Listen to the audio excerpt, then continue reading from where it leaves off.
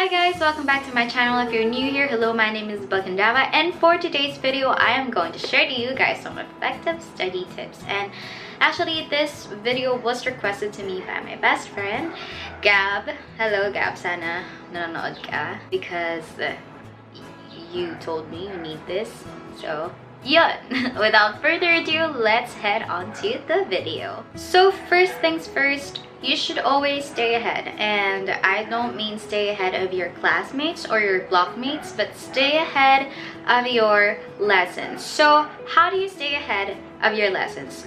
Well, obviously you have to study and read in advance. If the syllabi have been given to you by your professors, then you should scan through it, read through it, and try to have a little overview about each lesson, or try to read some books or watch some lectures about those lessons, and you're already advanced when it comes to your lessons. And if the prof gives you the reading, luckily like a week before the lecture or the recitation, you should read the paper once it is handed to you, not when it is a day before the lecture or the day before the recitation, because then you'll have the time to reread it and to annotate the reading. And if you still don't know how to annotate books, notes, and readings, I have made a video just for you, and I will just put it here and you can just watch it after the video. And if there are instances, well, there are a lot of instances wherein your prof gives you a reading that is like 2 days before the lecture of the reading, what you do is just read the paper after it's handed to you, just like what we do before, so it becomes a habit. And well, I know we won't have really the time to reread it and maybe annotate it, because I don't do it whenever the lecture is just so close. So what I do whenever that happens is that I still read it, like I read it once only, and I highlight it while I'm reading, so I know that I can understand something, I can still understand the reading, and I don't reread it anymore. I just scan through what I have highlighted the day of the lecture. But I know we all have a lazy week. I mean, I've been there, I've done that. I just went to school for the whole week and did 0 assignments. And well, what I do when I have a lazy week is I try to revive myself during Friday afternoons. So I do everything in one afternoon, like Friday afternoon until Friday late night, or Friday afternoon until Saturday like early morning. So it looks as if you're cramming, but you're actually not, because you're still doing your assignments way ahead of time. And the next thing you can do in order to stay ahead is to plan your whole week, and if you can, plan your whole month. Honestly, planning for me is like one of the most essential things in order to have a healthy study habit. Why? Because planning helps to remind me never to slack off. Because whenever I slack off, the work that I would have done yesterday gets added up to the work I will be doing for today, and I can guarantee you that will only cause more laziness. So if you plan your whole week, your whole day, you'll see in your planner you don't really have free time. And what you want to do, actually, I don't know if it's just me or if it's everyone, but what I want to do is whenever I finish something early, I try to do more. Like kunyari, tapos na ako sa Tuesday plans ko.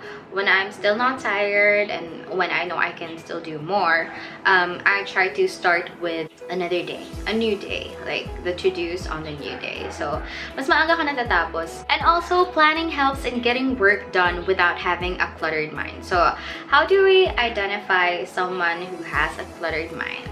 You have a cluttered mind when you are thinking of doing something while doing something else, while actually doing something else, or while doing nothing.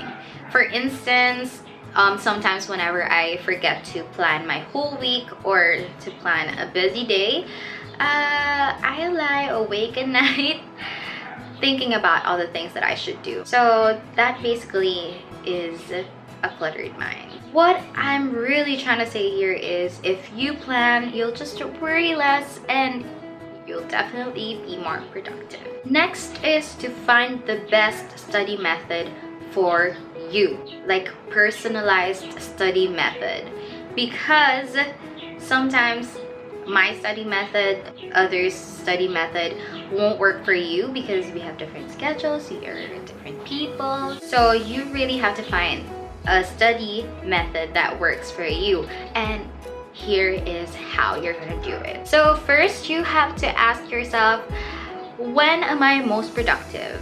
In the morning or at night? Some people, they sleep very early during the night just so they can wake up really early in the morning and do some work. Others prefer to work during the night time. And I know a lot of us do this because our school or our classes start early in the morning and then it ends in the afternoon. So we just do the work late afternoon till nighttime and then we wake up again morning. But bottom line is you have to find the time where you're most productive and try to like adjust to it. Like for example, nalaman mo na you're most productive pala sa madaling araw, so just sleep early and then wake up at like 2 a.m 3 a.m rather than staying until 3 in the morning.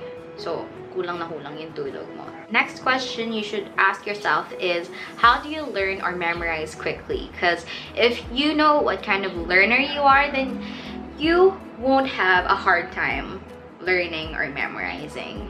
I tend to learn more when I try to write notes about the lessons that we have just had, instead of, you know, merely listening to the professor and printing all the handouts. Basically, you just have to know what kind of learner you are, like visual, auditory, or a tactile learner. And when you already know what kind of learner you are, then it'll be so easy for you to learn and memorize things.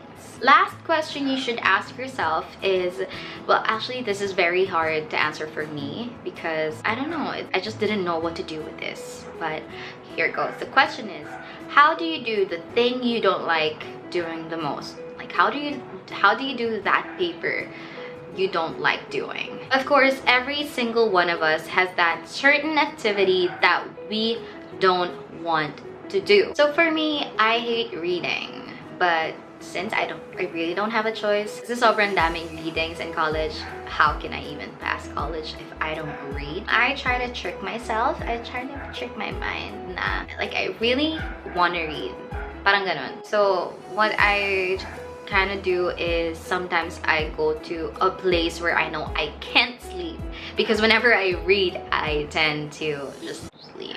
So yun, pumupunta ako sa places where I can't sleep and then I read there. And you know, sometimes you really get motivated when other people are doing the same things as you are doing. So, you know, you just try to trick your mind into doing something you don't want to do. And sometimes, ayoko kasi nung sobrang habang reading.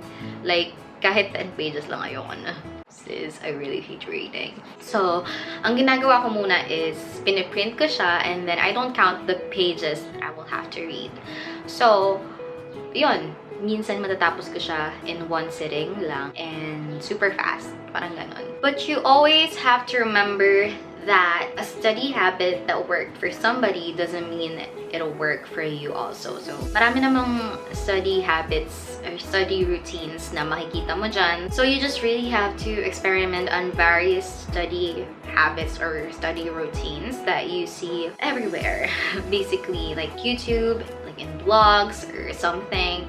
Basta yun, just experiment on the things that you think would work for you, and if it does work for you, then you hold on to that study habit. Ako actually, I have been constantly changing my study habits since, you know, nadadagdagan yung responsibilities natin, nababawasan yung free time natin. So, we really have to allocate our study time wisely. Last but definitely not the least is that you have to think, always think that you can never be mediocre. You have to always give it your best shot, like always. Kasi hindi naman natin pwede sabihin na, sige, next time bawi na lang ako. And then next time, you get a low grade, sige, next time bawi na lang ako, until it's the end of the semester and wala ka nang mababawi and you get a grade that you really don't want to get. So yun, you should always give it your best shot, kasi not because it's just another assignment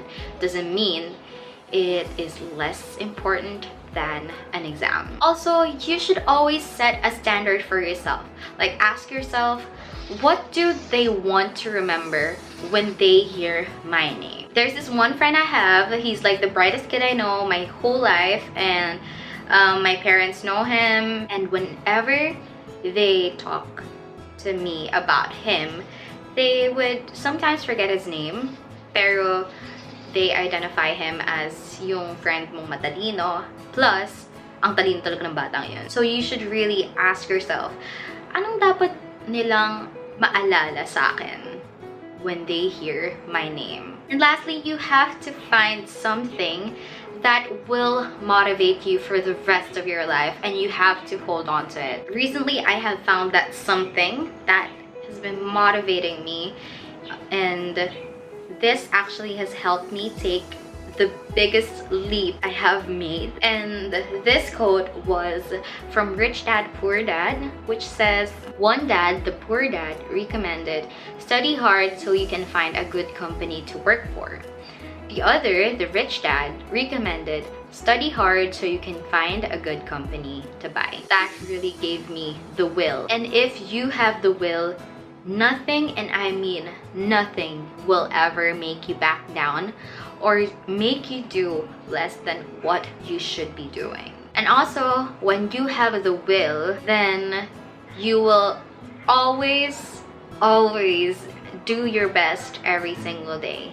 And that is the best habit of all. So that is the end of my video. I hope this helps you in finding the study routine that is bright and suitable for you.